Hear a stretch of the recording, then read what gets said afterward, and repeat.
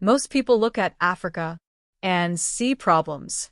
Maxwell Chikumbutso looked at the same land and saw power. Not metaphorical power, real power, minerals, energy, land, youth, untapped intelligence, trillions of dollars worth of opportunity buried in plain sight. While the world chased Silicon Valley, he stayed home and quietly built something nobody noticed until it was too late to ignore. Because what Maxwell understood was simple. The greatest wealth isn't where everyone is looking. It's where nobody thinks to look. And that mindset changed everything. This isn't just the story of an inventor. It's the story of strategy. 5 calculated moves. 5 smart decisions. 5 steps that turned overlooked resources into machines, factories, and technology powerful enough to challenge global giants. And once you see these 5 moves, you'll never look at Africa the same way again. Because this wasn't luck. It was design. Strategy number 1. He stopped waiting for imports. Cut to slow cinematic shots of cargo ships, containers, long delays, empty warehouses. For decades, African industries depended on one thing: buying everything from somewhere else. Engines from Europe, electronics from Asia, parts from America. Which meant one brutal reality. If supply chains stopped, everything stopped. But Maxwell saw something others ignored. Dependency is expensive. Independence is wealth. So instead of importing finished products, he started building components himself. Motors, controllers, energy systems, local manufacturing. Small at first. Just a few tools, a few prototypes, a small workshop. But here's the trick most people miss. When you build locally, you don't just save money. You gain control. Control of cost. Control of speed. Control of innovation. While others waited months for shipments, Maxwell redesigned parts overnight.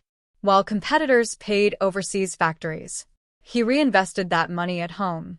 And slowly, quietly, that tiny workshop turned into an ecosystem. Local jobs, local suppliers, local skills. Money staying inside the country instead of leaving it. Voice lowers. He didn't just build machines. He built independence. And that was the first key. Not chasing wealth. Stopping the leaks. Because a bucket doesn't need more water if you seal the holes first. Strategy number 2. He followed the energy. Cut to wide shots of power lines, generators, blackouts, factories shutting down. Here's something nobody talks about. You can't build wealth without electricity. No power means no factories, no tech, no production, no growth. But instead of complaining about unstable grids, Maxwell asked a different question. What if we don't need the grid at all? And that single question changed the direction of everything. He started experimenting with self-powered systems, machines that generated their own energy, vehicles that didn't rely on fuel supply chains, electronics that consumed less than they produced, not because it sounded futuristic, but because it solved a very local problem: reliability. If your factory powers itself, nobody can shut you down. If your machines generate their own electricity, your costs drop to almost zero. And suddenly, what looked like a weakness becomes an unfair advantage. While others paid rising energy bills, his systems kept running, day and night, silently, cheaply, independently. And investors began to notice. Because energy isn't just power, it's leverage. And Maxwell had just built his own source. Strategy number 3. He stopped copying the world and started designing for Africa. Cut to contrast shots. Luxury imported tech that breaks in dust and heat. Then Maxwell's rugged machines working in harsh terrain. Most companies make one huge mistake. They design products for Europe, then ship them everywhere else. But Africa isn't Europe. Different roads, different climate, different budgets, different needs. So Maxwell flipped the logic. Instead of asking, how do we bring foreign tech here? He asked, what would technology look like if it was born here? Stronger frames, simpler parts, reparable systems, lower cost, high durability, machines that survive heat, dust, rough terrain, tools that local technicians can fix without expensive imports. Suddenly, his designs weren't just cheaper. They were smarter, because they actually fit the environment. And when something truly fits a place, it spreads fast, very fast. Orders increased, workshops expanded, communities started adopting his tech not because it was flashy, but because it worked every single day. No excuses, no dependency, just results. And that's when something interesting happened. He wasn't just selling products anymore. He was creating infrastructure, an entire local tech culture forming around his ideas. Young engineers learning, small factories popping up, suppliers growing, like dominoes. And that's when you realize, this isn't just business. It's momentum. And momentum is wealth. Strategy number 4. He did something almost nobody expects from an inventor. He kept quiet. No huge marketing. No flashy conferences. No endless hype. While others talked, he built prototype after prototype. Quiet progress. Because attention can slow you down. But focus compounds. Years passed. And then one day, the world suddenly noticed machines that seemed to appear out of nowhere. Factories already running. Systems already working. Technology already proven. Like an iceberg finally breaking the surface. But most of it had been built underwater. Out of sight. Out of competition. Voice softens. Sometimes the smartest move is moving in silence. And that silence gave him time. Time to perfect things. Time to fail privately. Time to grow without pressure. Which leads directly into the 5th strategy. The one that tied everything together. The one that turned local ideas into something much bigger than just one inventor. He began building not just products, but a network. And that's where the real shift happened. Because once others started joining him, suppliers, students, small manufacturers, investors, the workshop didn't feel like a workshop anymore. It felt like the beginning of an ecosystem. And ecosystems don't depend on one person. They scale on their own. And that's when the numbers started changing. Not thousands, not millions, but something much bigger. Something that made people finally whisper, "Wait, how big is this actually getting?" And that's when Maxwell made the move that nobody saw coming.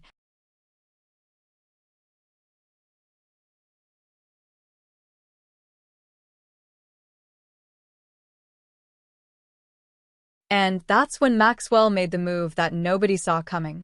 He stopped thinking like an inventor and started thinking like an architect. Not of machines, of systems. Because one factory can make money, but a network? A network creates wealth that multiplies without you. Cut to slow shots.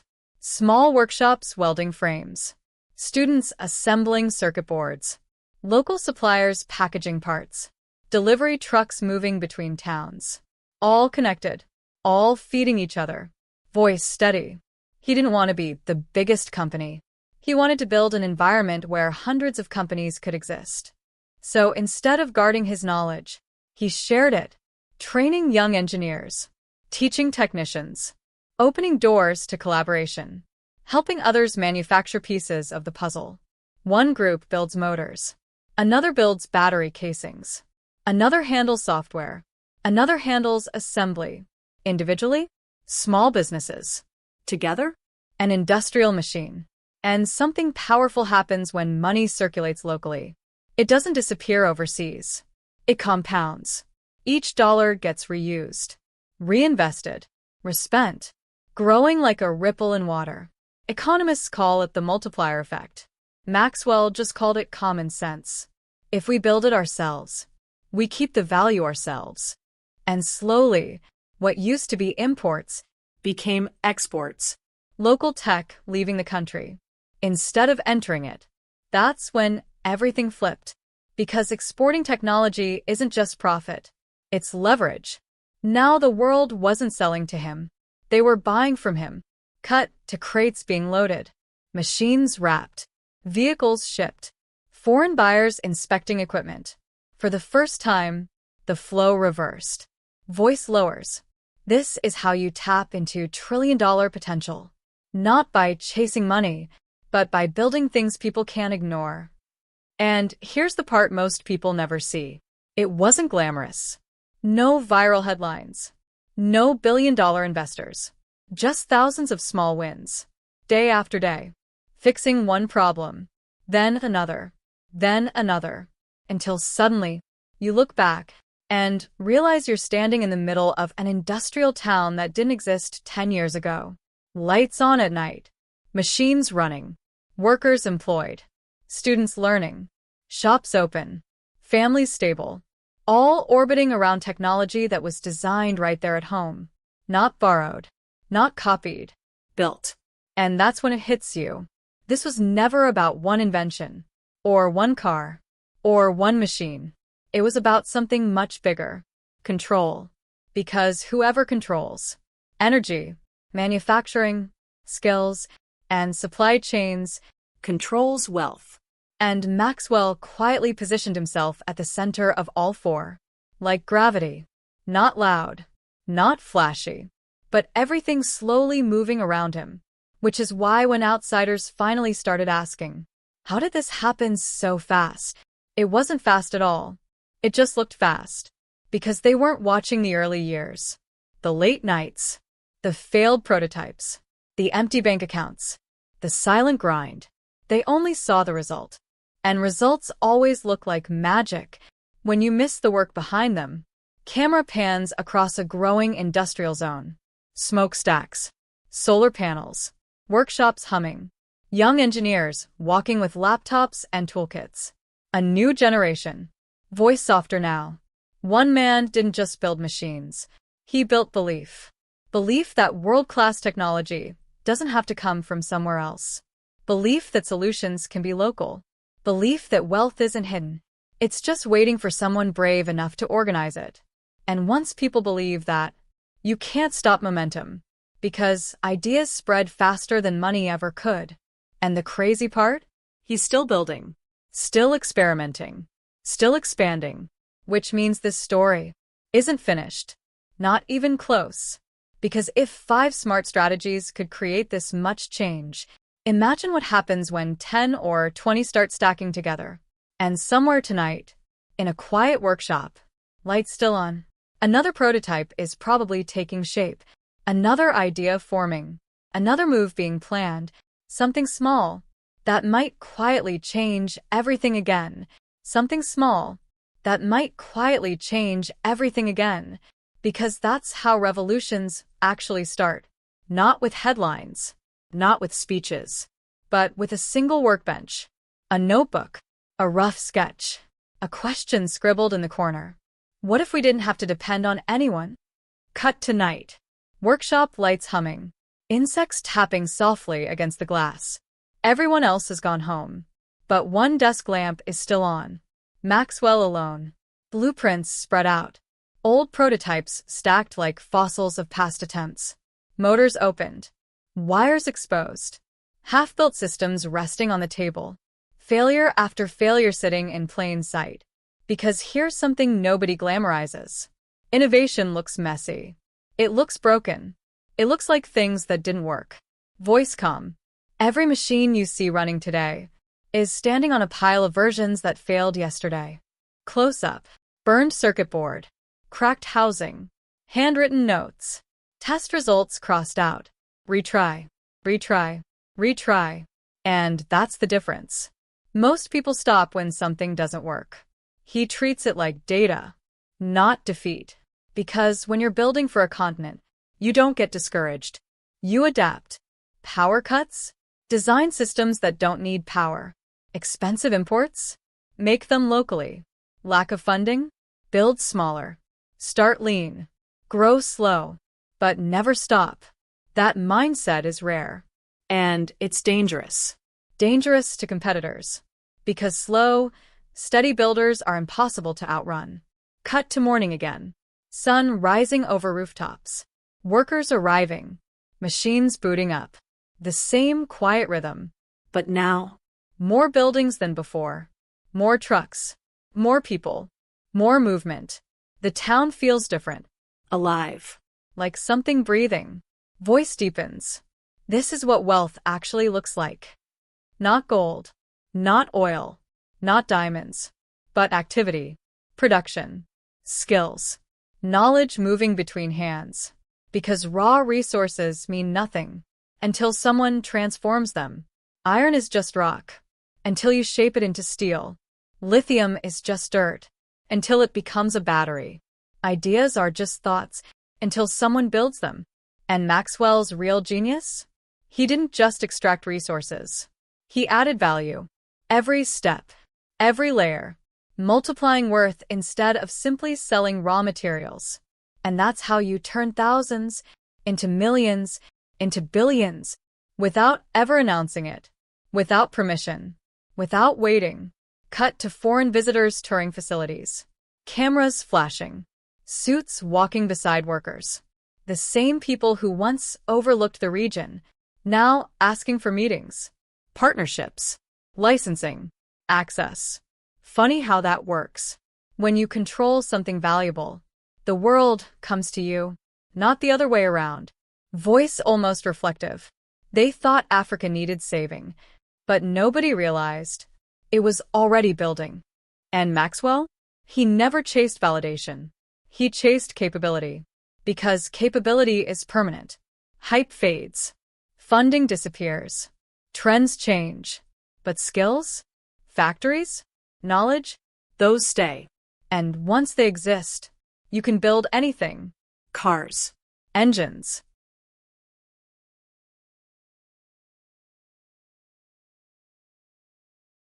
Energy systems. Entire industries. It's like unlocking a tech tree in real life. One upgrade leads to another, then another, until suddenly, you're not catching up anymore. You're leading. And that's when something subtle happens. The mindset shifts. Young kids don't dream about leaving. They dream about building. Engineers don't look abroad. They look next door. Opportunity stops being somewhere else. It becomes local. And that might be the most valuable resource of all. Belief. Because once a generation believes they can create world-class technology, you can't put that back in a box. And that belief spreads faster than any machine ever could. Which is why, even now, even after everything he's built, Maxwell still acts like he's just getting started. Still experimenting. Still sketching. Still asking dangerous questions like, what else can we build ourselves? What else are we importing that we shouldn't be? What other leaks can we seal? Because somewhere in those questions, there's another $1 trillion hiding, waiting, and he's already looking for it. Because once you train your mind to spot opportunity, you can't unsee it. Every road becomes a question. Every blackout becomes an idea. Every unused field becomes potential. Cut to Maxwell driving past long, empty highways. Sunlight hitting stretches of land that look forgotten. Most people see nothing. He sees infrastructure waiting to happen. Solar farms, charging systems, factories, testing grounds. Voice low. Where others saw emptiness, he saw space to build. And that's the strange thing about wealth. It doesn't always look like money. Sometimes it looks like silence. Unused land, untouched minerals, untrained youth, problems nobody wants to solve. But problems are just opportunities wearing work clothes, close-up shots, young students soldering boards, a mechanic learning to assemble motors, a programmer debugging software, hands moving, skills forming. Because Maxwell understood something most investors miss. The most valuable resource isn't oil. It isn't gold. It isn't lithium. It's people. Teach someone to assemble one machine. They earn for a day. Teach them to design machines. They build for a lifetime. Teach them to teach others. Now you've created an industry. And that's exactly what started happening. One engineer becomes 5. 5 become 50. 50 become 500. Like sparks jumping wire to wire. Soon the workshop isn't quiet anymore. It's loud. Metal clanking. Motors humming. Voices debating designs. Whiteboards covered in formulas. It feels less like a garage and more like the early days of something historic, like Silicon Valley. Before it was Silicon Valley. But nobody's calling it that yet, because revolutions rarely announce themselves. They grow quietly, until suddenly they're too big to ignore. Cut to news clips. Foreign articles. Headlines popping up. Local tech manufacturing surges. Zimbabwean engineering breakthroughs. Homegrown energy systems expanding. The world squinting, trying to figure out how this happened without them noticing. Voice slightly amused. They were looking for billion-dollar investors. But the real investment was time. Years of it. Years of slow, boring, discipline building. Which isn't exciting, until one day it is. Because compounding doesn't look impressive at first. Then it looks unstoppable. And now? Now the numbers start sounding unreal. Hundreds of jobs. Then thousands. Local suppliers multiplying. Import costs shrinking. Export value climbing. Money circulating inside the country, like a closed loop. Each cycle stronger than the last. Like a flywheel spinning faster and faster. And Maxwell? He's not standing in front of cameras. He's not making speeches. He's still doing the same thing he did on day one. Walking the floor. Touching the machines. Talking to technicians. Asking questions like, how can this be simpler? How can this be cheaper? How can we build this ourselves? Because simplicity scales. Complexity breaks. And systems that break can't create wealth. But systems that last decades? Those build legacies. Camera slowly pulls back. The industrial zone now larger than before. More buildings. More lights. More motion. It doesn't feel experimental anymore. It feels permanent. Like it belongs there. Like it always should have been there. And that's when you realize something subtle. This isn't just Maxwell's story anymore. It stopped being about one man a long time ago. Now it's about momentum. And momentum doesn't care who started it. It keeps rolling. Growing. Expanding. And somewhere between the noise of machines and the glow of factory lights, you start to sense it. This is only the foundation. Because once you control energy, manufacturing, skills, and belief, there's almost nothing you can't build next. Not just machines. Not just vehicles. But entire cities. Entire industries. Entire futures. And maybe, just maybe, the scariest part for the rest of the world is that Maxwell isn't racing to catch up anymore. He's starting to pull ahead. Quietly. Steadily. Like a train that's already left the station and is still accelerating. And the horizon in front of him? Still wide open. Still full of untapped ground. Still hiding opportunities nobody else has noticed yet. And, tonight, somewhere under those same workshop lights, another sketch is probably forming. Another prototype taking shape. Another small decision that might look insignificant today, but 10 years from now,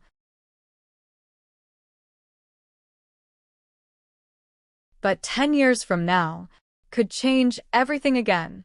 Because history rarely announces itself while it's happening. It only looks obvious in hindsight. Right now? It just looks like another late night. Another cup of cold coffee. Another rough prototype on a scratched metal table. Cut to close-up. Pencil scratching paper. New design. Not a car. Not a generator. Something different. Something smaller. More modular. Pieces that snap together like blocks. Voice thoughtful. Big revolutions don't always start big. Sometimes they start portable. He studies the sketch. Energy unit. Motor. Controller. All simplified. All stackable.